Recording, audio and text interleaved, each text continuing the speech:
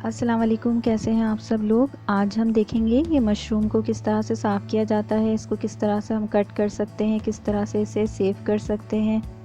Video अगर आपको पसंद आए तो इसे लाइक और शेयर ज़रूर करें, और मेरे चैनल पर अगर आप फ़र्स्ट टाइम आए हैं तो इसे सब्सक्राइब कर लें और बेल बटन को प्रेस करना मत भूलें। ये मेरे पास मशरूम है, ये फ़्रेश मशरूम है और ये तकरीबन 250 ग्राम्स हैं। इसके ऊपर ऑलरेडी इंस्ट्रक्शंस दी हुई हैं कि इनको किस तरह से रखना है, इसे रेफ्रिजरेट करके रखना है। इसके अलावा बेस्ट ये रहेगा कि आप इसे पेपर बैग में रखें। तो अब हम इसको देखेंगे कि किस तरह से हम इसको कट कर सकते हैं, किस तरह से सफाई करते हैं। मशरूम साफ़ करने के 2-3 तरीक़े हैं। आप इन्हें किस तरह से साफ़ करते हैं, क्योंकि ये बहुत ज़्यादा सॉफ़्ट होते हैं, इनके ऊपर से स्किन बहुत ज़्यादा सॉफ़्ट होती है, तो इसे हमें बहुत ही आसानी से इसे साफ़ कर सकते हैं। 2-3 तरीक़े हैं इसके। आप इसे हाथ की मदद से भी साफ़ कर सकते हैं, वो इस तरह से कि सबसे पहले आप एक मशरूम ले लें और मशरूम लेकर इसकी स्टॉक जो है वो निकाल दें। अगर आपको इसे स्टॉक के साथ नहीं बनाना है, जैसे कि ये मशरूम मैंने ली है और ये इसकी स्टॉक है, अगर ये बटन मशरूम्स हैं, तो मुख्तलिफ़ तरह की मशरूम्स होती हैं, तो ये बटन मशरूम्स हैं और इसकी स्टॉक बहुत ही आसानी से निकल जाएगी। इसे आप सूप्स में, सॉसेस में इस्तेमाल कर सकते हैं, वरना आप इसे मशरूम के साथ ही रहने दें और साथ ही आप इसे कुक कर सकते हैं।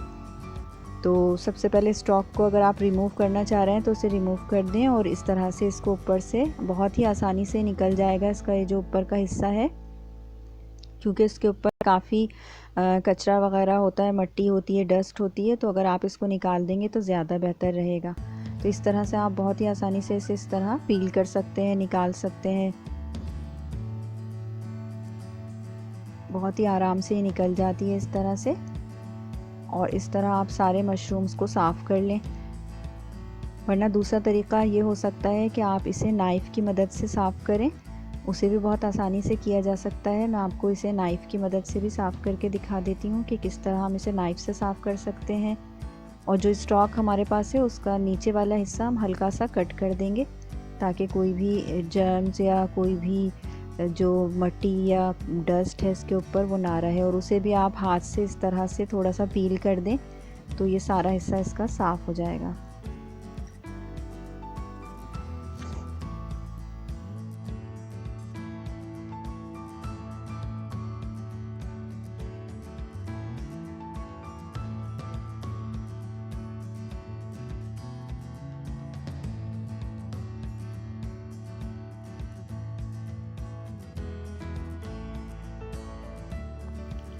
अब हम किसी भी मशरूम को लेकर इस तरह से उसका स्टॉक रिमूव कर देंगे। पहले नीचे से इस तरह से आप उसको हल्का सा कट कर दें, और स्टॉक अगर आप साथ रखना चाहें तो रहने दें, वरना इसको इस तरह से रिमूव कर दें।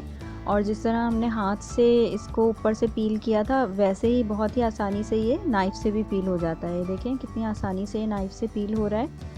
तो आप इसको नाइफ़ से भी पील कर सकते हैं इस तरह से। बेसिकली हमें इसकी ऊपर की जो स्किन है वो रिमूव करनी है, तो चाहे आप वो हाथ से रिमूव कर लें, चाहे वो आप नाइफ़ की मदद से रिमूव कर लें। नाइफ़ से ज़्यादा आसानी से रिमूव हो जाता है। और इस तरह से आप इसको तमाम जो मशरूम्स हैं उनको साफ़ करके रख लें। इसके बाद हम देखेंगे कि इसको हम किस तरह से कट कर सकते हैं, किस तरह से इसकी चॉपिंग कर सकते हैं। 2-3 तरीक़े हैं इसकी चॉपिंग करने के भी, जैसे भी आपको अच्छे लगते हों आप वैसे इसको चॉप करके रख सकते हैं। इसकी स्टॉक पर से भी नाइफ़ से बहुत आसानी से ये इस तरह से स्क्रैच कर लें आप ऐसे, तो ये साफ़ हो जाता है। इसकी स्टॉक्स को आप ज़ाया ना करें, बल्कि इसे आप इसके साथ ही या तो पका लें या फिर आप इसको किसी भी सॉस में, वाइट सॉस में या सूप्स में, चिकन सूप में स्पेशली इसे आप बहुत आसानी से शामिल कर सकते हैं। अब ये एक मैंने मशरूम ले ली है और इसको मैं किस तरह से कट करूँगी। इसके मुख्तलिफ़ तरीक़े हैं। सबसे पहले इसको आप स्लाइसेस कर सकते हैं अगर आपको पसंद हो तो।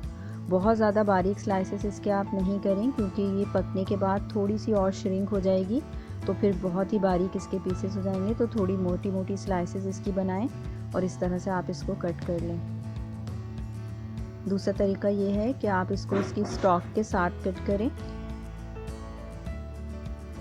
सबसे पहले हमने इसको क्लीन कर लिया है। अब हम इसको बीच में से 2 हिस्से कर लेंगे इसके, और इस तरह से छोटे छोटे पीसेस कर लें, जैसे भी आप चाहें, स्टॉक के साथ इसके या स्टॉक के बगैर। बेसिकली इस तरह से ये चॉप हो जाएगी काफ़ी हद तक, तो आप इस तरह भी इसको काट सकते हैं। तीसरा तरीका जो है, जिस तरह की हमें ज़्यादातर ये पिक्चर्स में भी नज़र आती है मशरूम और ज़्यादातर खानों में भी हमें नज़र आती है, वो इस तरह से है कि बीच में से आप इसको हाफ़ कर लें और हाफ़ करने के बाद आपको इसकी स्टॉक के साथ ही से इस तरह से कट करना है। इस तरह से आप इसे कट कर लें और ये बोर्ड पर रख कर, तो चॉपिंग बोर्ड पर रख कर थोड़ा मुश्किल है इस तरह से कट करना, क्योंकि काफ़ी सॉफ्ट होती हैं ये। पकाने के बाद ये बहुत ही च्यूई हो जाती हैं, लेकिन पकाने से पहले ये बहुत ही सॉफ्ट होती हैं। तो आप इसको हाथ में लेकर इस तरह से कट कर लें और इस तरीके की हमें ज़्यादातर नज़र आती हैं वीडियोस में और मुख्तलिफ़ पिक्चर्स में। तो इस तरह ये साफ़ हो जाए, कट हो जाएंगी। इसके बाद हम इसे पानी से वॉश करेंगे, 2-3 मरतबा आप इसे पानी से वॉश कर लें और इसे ड्रेन करके रख लें, तो ये आपके खाना बनाने के लिए बिल्कुल तैयार हो जाएंगी।